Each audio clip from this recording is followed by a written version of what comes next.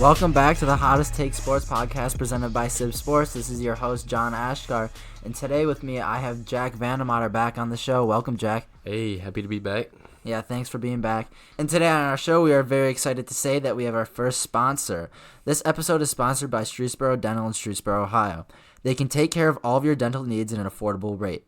They take a wide variety of insurances as well as Medicaid. They are also open to walk-in appointments. You can go to streetsborodental.com for more information or to schedule an appointment today. Anyways, let's get on with our show. Thank you, Streetsboro Dental. Today on the show, we'll be talking about a variety of topics, including Browns camp reports, training camp around the league, and the Cleveland Indians, who are super hot right now. So let's start with the NFL Top 100, Jack. So NFL Top 100 has partially come out, and we got 3 guys so far in the Browns who have made the list. At Jarvis at number 84, Baker at number 50, Miles at number 49. We also have a couple guys that might make the list. Well, let's talk about the guys that are on the list so far. So Jarvis is at 84. I think that's a good spot for him.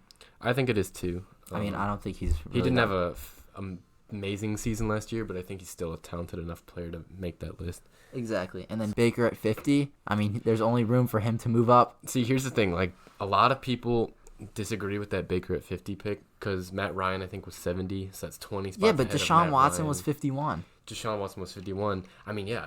Are you going to say Baker's better than Deshaun Watson just as a rookie? I mean, I think that's a great spot going into your second year. Oh, for sure. Like, I don't know. I mean, it is voted on by the players, so at the end of the day, like, you know, if that's where they think he should be, that's where he is. But I think he's more than capable of, you know, holding that spot and, like, improving on it. And like, moving up into a top 10 spot in the future. I don't think that's outrageous by any means, but I do think it is maybe a little bit high just for, like, not having accomplished as much as some of the other guys on the list, such as Carson Wentz at 96, Matt Ryan at 70, and Deshaun Watson at 71. And then we have Myles Garrett at 49. Myles came out and said that he will never be that low again. So, which I thought it was a little we'll disrespectful to put him at 49. I mean, that's kind of low. But at the end of the day, I mean, it's more fuel to the fire, more motivation that he'll use to improve. All right, and we have breaking news right now. AJ Green just reported that he is out for 6 to 8 weeks with torn ligaments in his ankles. Which is sad. But this at the dude same can't time, catch a break. Oh my God, I don't even think it's a break. It's his own fault. I mean, he cannot stay. He hasn't been able to stay healthy with his foot injury last year. He was dealing with foot injuries before last year in the season before that. He just can't stay healthy. He's a great player, and I'd like to see him stay healthy. He's an elite wide receiver, especially with Andy Dalton as your quarterback. Yeah, to be able to put up that kind of production with Andy Dalton as your quarterback just shows how elite he is. But it's tough. All right, let's get back to the top 50. So they've gone through number 46 on the list. So, Jack, who do you think could be past 46 for the Browns, if any? Okay, so, I mean, I think the obvious choice is Odell Beckham Jr. He was 77 last year, but although he missed some time, and then he was number 8 in 2017.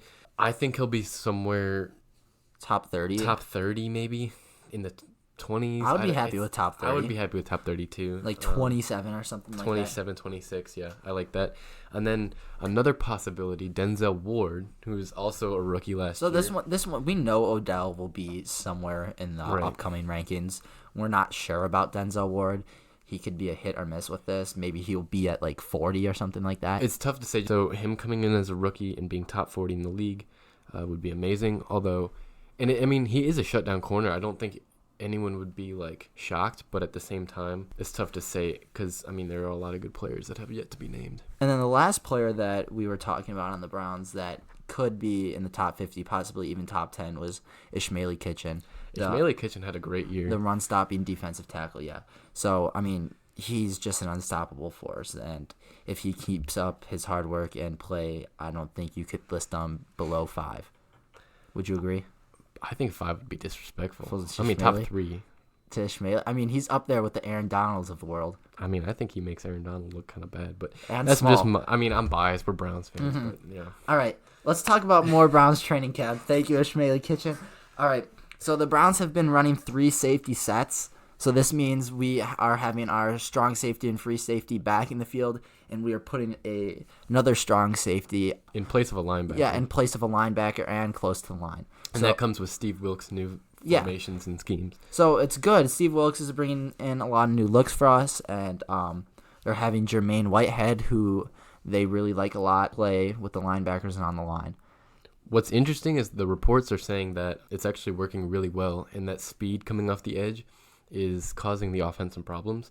You know, it does. We have all these new linebackers with Taki, Mac Wilson, Jannard Avery coming into his second year, and then obviously the two veterans, Joe Schobert and Christian Kirksey. So there's a lot of guys that need playing time. So I'm not opposed to the safety. If you can stay fresh and just keep rotating in new players that are actually dependent, I'm not opposed to that at all, especially with... And if it works. Yeah, with speed and power and everything. And it was working against the Browns. Jarvis Landry said that the offense was having like a really, really difficult time against this. So it will be fun to look for it in the preseason. And if it works there, then the regular season, see how it affects other offenses. Yeah. The next thing we'll talk about is the 2-minute drill at practice 2 days ago, right? So a lot of good reports coming out, both about the defense and the offense. But one of the highlights was the 2-minute drill led by Baker Mayfield, Jarvis Landry, and Odell Beckham. Started off with a 20-yard pass to Odell Beckham Jr., and then another pass to Jarvis Landry, and then the third pass to Jarvis Landry again in the end zone for a touchdown.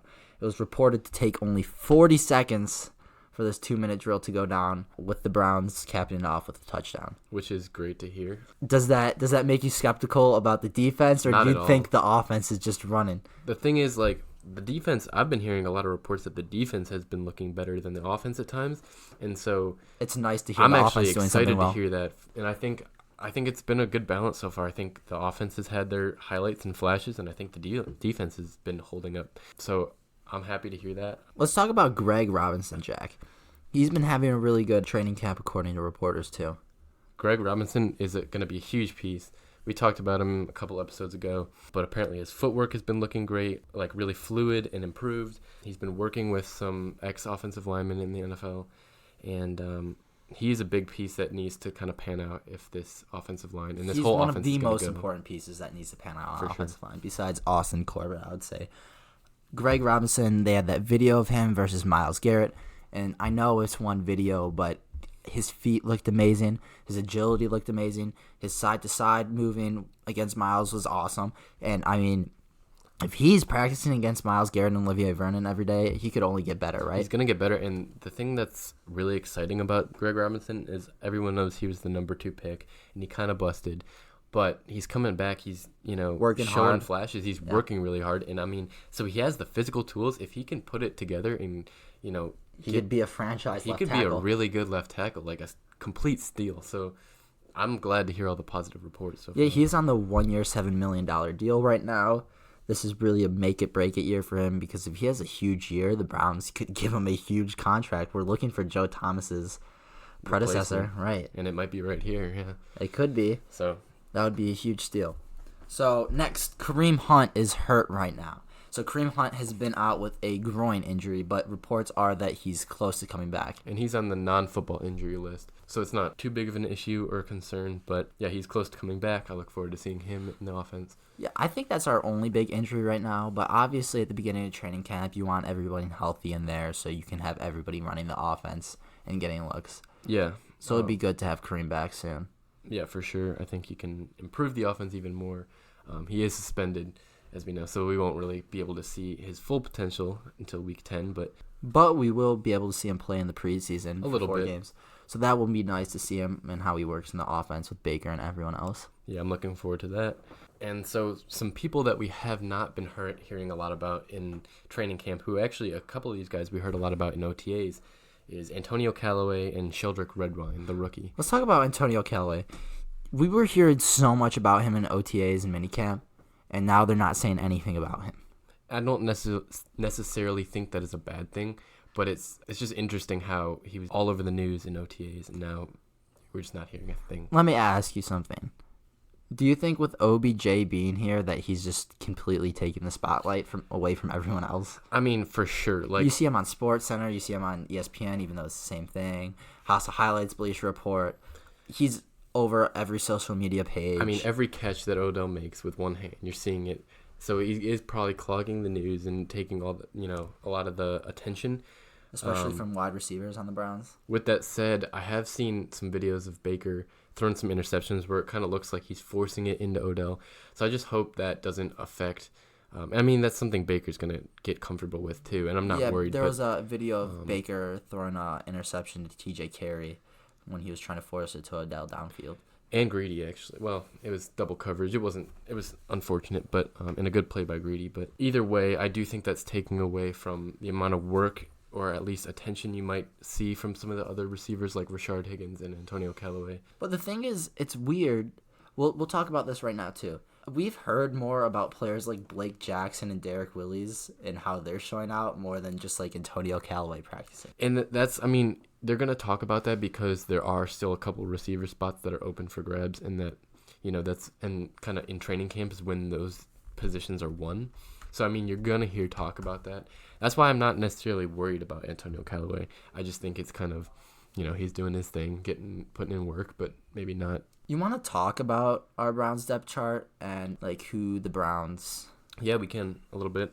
So, we obviously have Odell and Jarvis as locks for the team. Same with Rashard Higgins and Antonio Callaway. But that leaves players like Jalen Strong, Damian Ratley, who we drafted last year in the 6th round from Texas A&M, and then players like Blake Jackson, Derek Willis, and Damon Sheehy-Gillespie. I can't say his name. The player that lied his way into who lied his way, but apparently he's having he's looking good. A great preseason. He's working harder than anybody else. And then there's also Ishmael Hyman, who had a great OTAs too. So the Browns wide receiver room is looking really stacked right now.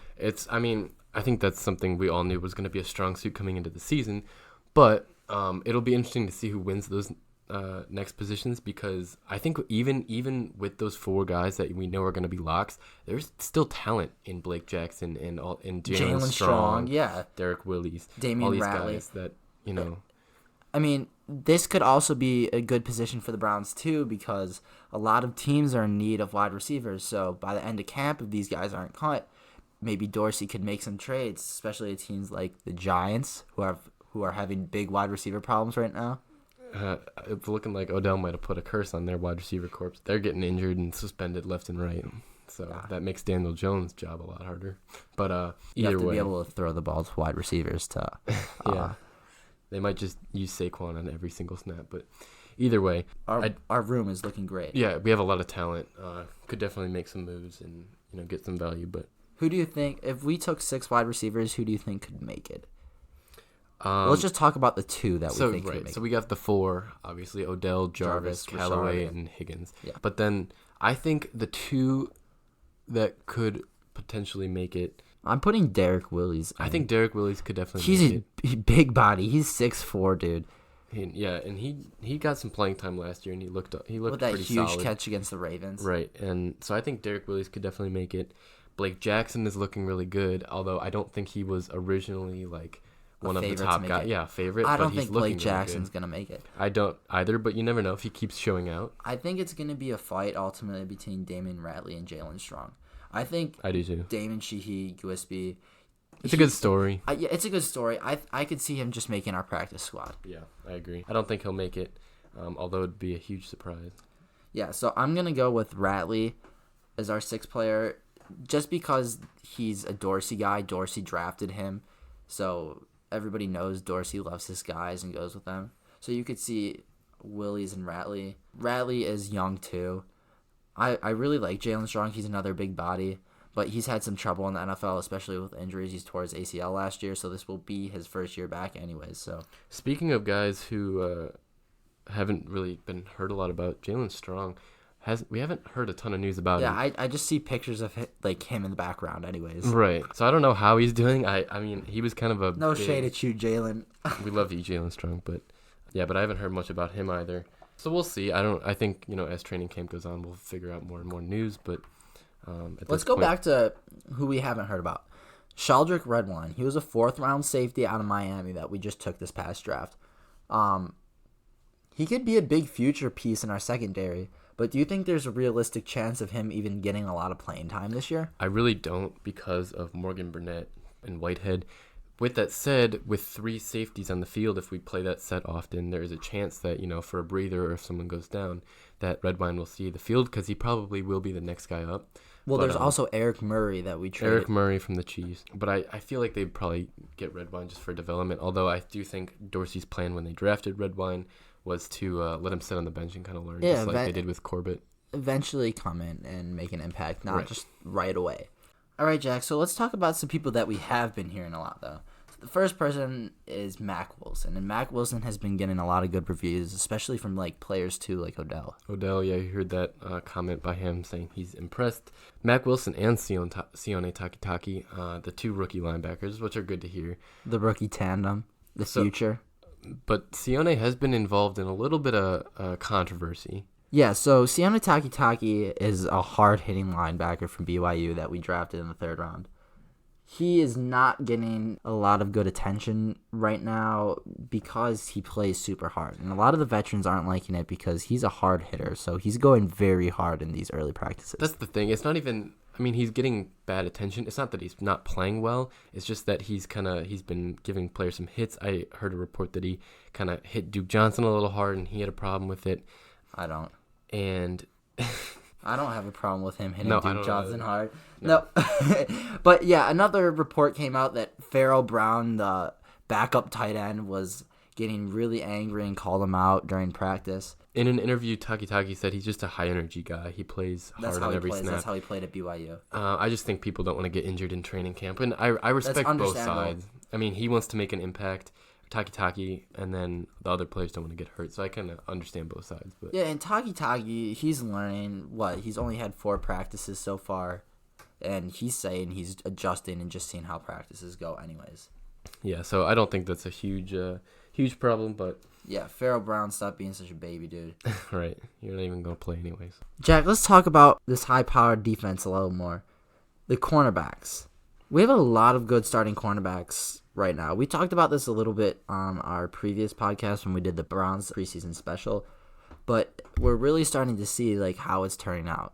Yeah, so the second starting quarterback job is up for grabs. With Denzel Ward obviously taking the first obviously, but a lot of people like to talk about Greedy Williams, and I would personally like to see him on the field. I want to see him doing well. But a guy that kind of went under the radar last year, Terrence Mitchell, Money Mitch, he's very good. I could see him, as a veteran presence, getting the nod. And then TJ Carey, of course, who he signed. So I've been seeing mixed reviews from TJ Carey. I've been seeing a lot of videos of him getting blown up, especially by Rashard Higgins on the 30-yard line. He literally left his ankles there. But another website reported how he's been one of the biggest standouts at camp.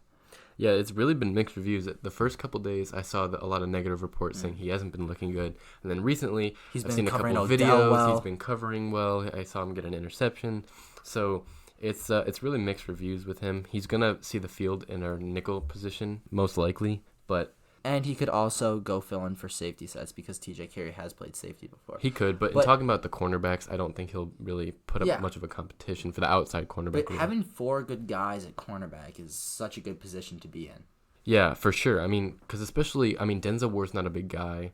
He dealt with injuries last year, so it's always great to have a guy that, if they need a breather, if they go down, to have depth at that cornerback position, because that is one of the most important positions in the NFL.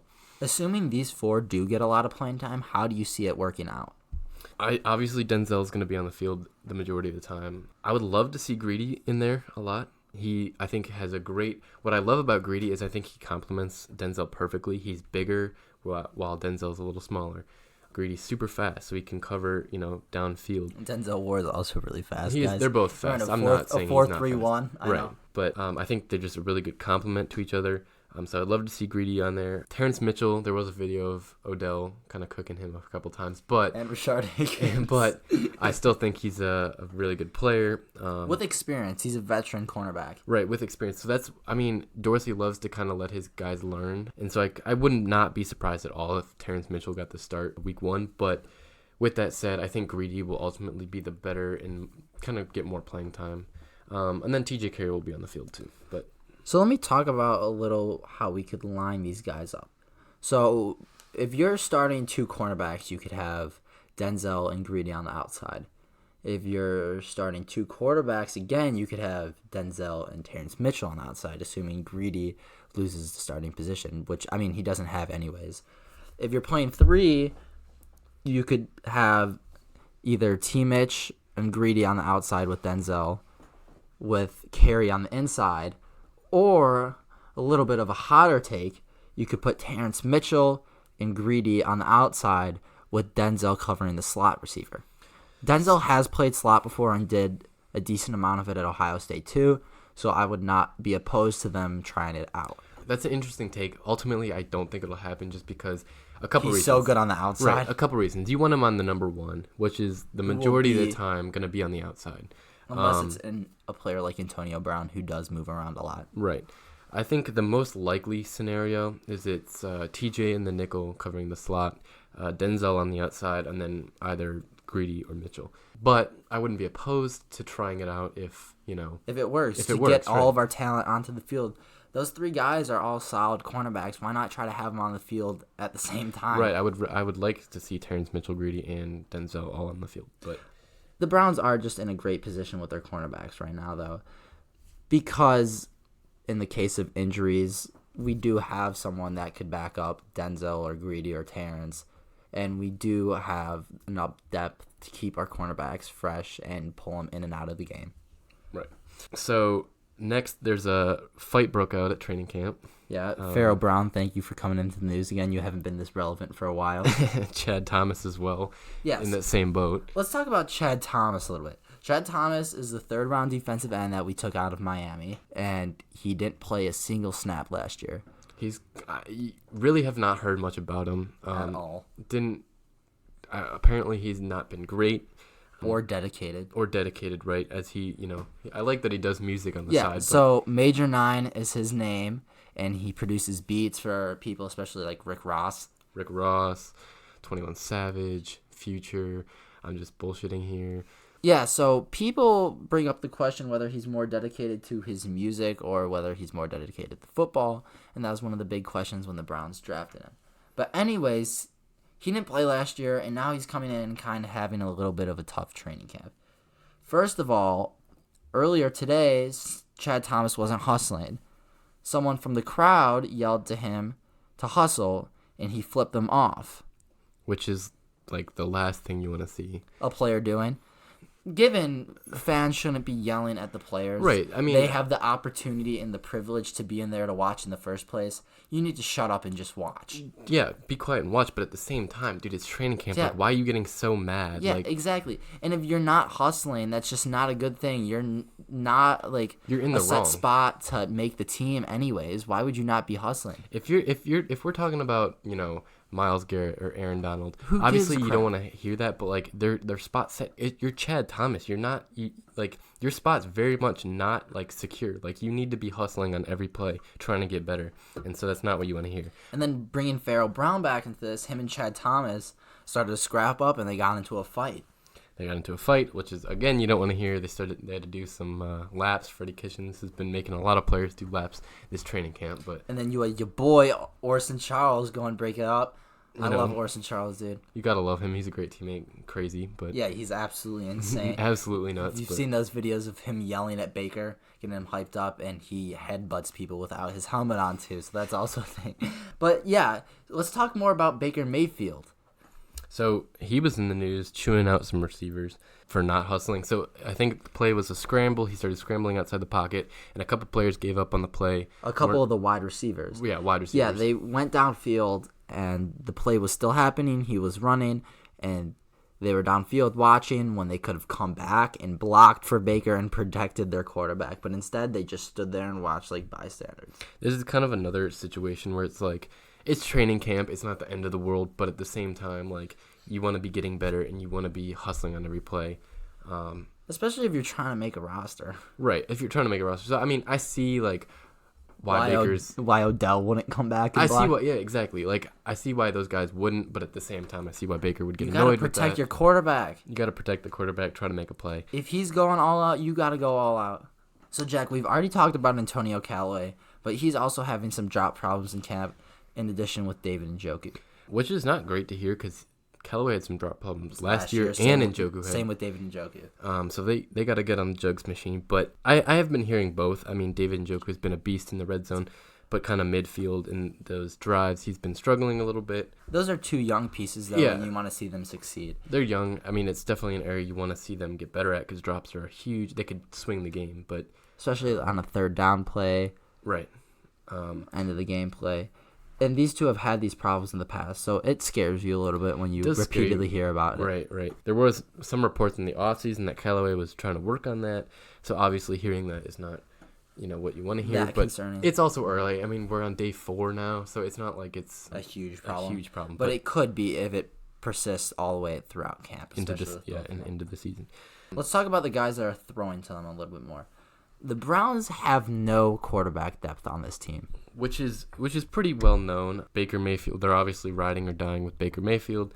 But in the event that he does get hurt, which is, knock on wood, but they really have Garrett Gilbert and Drew Stanton as the backup. Drew Stanton's not here to play football, guys. He's brought in to help coach Baker Mayfield and be a mentor to him. Right, and in all the reps he's been taking, he's kind of walking through it, and it's not. Unlike these other guys, that's what he's here to do. He's, here to be that kind of father role and mentor. So that is going to be a problem if, Baker were to go down. And then you have Garrett Gilbert, too. He's the third string quarterback right now. He played for Carolina for one game last year, but then went to the AAF. And he actually did ball out in the AFF in their short-lived career. The the league's short-lived career. The league's short-lived career. He was on track to win MVP, but it's also not saying a lot because that was just a bunch of NFL cuts and backups playing. Right. So, it's possible. But it is a big problem that the Browns are facing. I could see them signing a backup quarterback after initial cuts or second cuts. Or even, maybe they'll just ride with Baker, but there's guys that I could definitely see them sign. Like, if Baker were to go down, I'm not necessarily expecting Drew Stanton or Garrett Gilbert to really play. They might play a game or two just to get a new guy situated, because if we do sign someone else, they're gonna have to learn their offense and all that. But I don't think they're really in the plans for a sustained role. Yeah, that's where you go out and you do sign a player like Colin Kaepernick just because they're so good at throwing. Yes, Colin Kaepernick. Gotta love Colin Kaepernick. And lastly, about the Browns, let's talk about Duke Johnson a little bit. So Duke Johnson. Everyone knows about the trade request, but he didn't hold out like some other players. He's back, and what's interesting is we've been working out some running backs in training camp, which is, creating speculation that maybe Duke Johnson is on the trading block. With that said, Theo Riddick from the Lions just got cut, who basically is in a very similar position as Duke Johnson. He's kind of a receiving back more than a running back, and he just got cut, so that kind of explains why I don't think there's a huge market for Duke Johnson, and I think that's the biggest reason why he's still on the team. He's a very talented guy, just like Theo Riddick, but it's just... He's more talented. He is better and younger, but, I don't think the Browns are going to find a trade market, which is I think, one reason why Duke Johnson didn't hold out, as well as he's just not the same caliber as players as some of the other guys that held out. But the Browns aren't showing a lot of faith in him anyways. They did a running back workout earlier in the week where they did invite ex-Giants running back Orleans Darkwa. Orleans Darkwa, an MVP candidate a few years ago, absolutely balled out on the Giants, but for some reason, which I have no idea why, he just cannot find a job right now. So the Browns could potentially sign another MVP candidate in that backfield. But in reality, they didn't, though. They signed A.J. Alouette, a running back. He was undrafted this year. So it shows you that they are actively looking for running backs that could come in and make an impact while Kareem Hunt is on the suspended list. Right. So you could have a tandem of Chubb, Hilliard, and another possible backup running back. Right. So while Duke Johnson didn't hold out, there's a couple big names that did that are not on the Browns, thankfully, but Yannick Ngakoue from the Jaguars, Melvin Gordon from the Chargers, Michael Thomas from the Saints, Ezekiel Elliott from the Cowboys, and Trent Williams, the offensive lineman for the Redskins, are all holding out right now. I think the most notable is Melvin Gordon. I would say the most notable is Ezekiel Elliott. Well, the most notable, sure, I would say Ezekiel's probably the best player on that list, but I don't think Zeke's is going to last into the season. Where I think I should have said that a different way. I think the most the biggest holdout that I'm worried about could last into the season is Melvin Gordon. It seems like both camps are kind of staying put in their ways. The Chargers really don't want to pay him. Phillip Rivers came out and said, we love Melvin, but we have a lot of running back depth, which kind of sparked some controversy. Melvin Gordon even replied to that, and he was not happy. But there's also other big players on the block right now who are holding out because they want to get paid. Zeke is in line to make $3.8 million this year. He is well valued above that, but he's on the verge of a contract year. Would you give Zeke top running back money? I mean, he's a top running back, so I would definitely give Zeke a top running back money. With that said, I do feel like he plays with the Cowboys. He plays with the Cowboys. They could definitely sign another guy, but at this point in the season, their backup is not notable. He's not very good, and honestly, like there's just not that much talent out there on the market right now. So I think you gotta keep Zeke. And if the Cowboys want to win this year, there's a lot of hype around them. You gotta sign Zeke, man. He's a generational talent. He's so good. We're a little bit biased over here because he's from Ohio State. But give him his money, man. That man deserves his money. And another man that I think deserves a lot of money is Michael Thomas. And I think the Saints will pay him. They said they have will. To. He arguably a top 3 receiver in the league. Some people list him as their number 1 receiver in the league. And here's the thing. I think Michael Thomas has all the leverage right now because the Saints' window for Super Bowl, while they have a lot of young talent, I mean, Drew Brees' window is closing. Same with Sean Payton. And the thing is, without Michael Thomas, your second best receiver is Traquan Smith, and then you got Ted Ginn Jr. Those guys are just not, they're suitable, but they're not going to. Ted Ginn's old and Traquan's young. Right, and Traquan's unproven. It's not the situation you want. I think they'll get a deal done, and Michael Thomas will be back. Yeah, Mike Thomas is on the cap for $1.6 million this year. That's virtually nothing. His rookie year, he only made $930,000. Right, and he's in a similar position to Zeke. He's still playing on that small little contract, and he's way outgrown it. So I think both of those players should get a contract done before the season starts. Melvin Gordon, on the other hand, is a little bit older than those guys. That, I think, is the biggest one I'm scared about. I mentioned that, but they don't want to pay him. The Chargers don't want to pay him, and they've got good running back depth with Justin Jackson, the sophomore, and Austin Eckler, who's looked great when he's gotten on the field. Yannick Ngakoue of the Jaguars, who was one of the best defensive players in the league last year. He's also holding out. The Jaguars offered to make him one of the top-paid guys in the league, but he turned that down and is continuing his holdout. It's really surprising to me. Honestly, I think the most surprising one is Michael Thomas. And let me tell you why for a second. Sorry to cut you off, but this dude had 125 receptions last year for 1,405 yards and 9 touchdowns. And he's getting $1.6 million. Sammy Watkins is the highest paid wide receiver in the league right now with $19.2 million. Does Sammy Watkins deserve $19 million? Absolutely not. I think that's pretty obvious. I mean, Michael Thomas, this is the thing. It's not surprising to me, although you just said it was. It's not because he is, like you just said, like he's such a good receiver and he's getting paid such a little amount. I'm not surprised that he's holding out. I'm all Team Thomas for this one. He deserves the money. Right. It's actually what I just noticed. Two of these guys are Ohio State guys, Michael Thomas and Zeke, that are holding out. So a couple of Ohio State Buckeyes are looking to get paid and very well deserving too. But yeah, you have OBJ at 2 with $17 million, Mike Evans at 3 with $16.8, Brandon Cooks at 4 with $15.2, and AJ Green, who we talked about earlier, who just got hurt, getting paid $15. And Michael Thomas is easily better than all those guys. I mean, Mike Evans probably being the best one on that list. AJ Green when he's healthy, but definitely AJ Green when he's healthy. But he's just never healthy, so I have a hard time putting him over Mike Evans. He's just not on a good contract, and you have a bunch of rookies who got drafted in the first round who are making a lot more money just because of where they got drafted, like Cam Meredith or Brashad Perriman, Tyler Boyd, Devontae Parker, who hasn't proved himself yet. So Michael Thomas needs to get paid. And I think they'll get a deal done. Also, we haven't really talked about Trent Williams, the offensive lineman for the Redskins. He's a franchise left tackle. I mean, his situation is a little bit different, but I think with the premium that comes with the left tackle position, you got to pay the guy. Especially with a young quarterback like Dwayne Haskins, you're investing in your team. You want to protect him. You can't afford to let him get hit on every play. And so I think they got to get a deal done with Trent Williams. Trent Williams' cap hit this year is $14.7 million. but that could really skyrocket if he gets contract extension. The top offensive tackle right now is making $17 million, and that's Nate Solder, which proved to be not so good of a contract by Your Highness Dave Gettleman. They're only 1 year in, but yeah, he did not do And then very you have well players last like year. Andrew Whitworth and Russell Okong who play really well and deserve the money. And then Tyron Smith, Trenton Brown, who was just signed by the Raiders this year after he had a breakout season.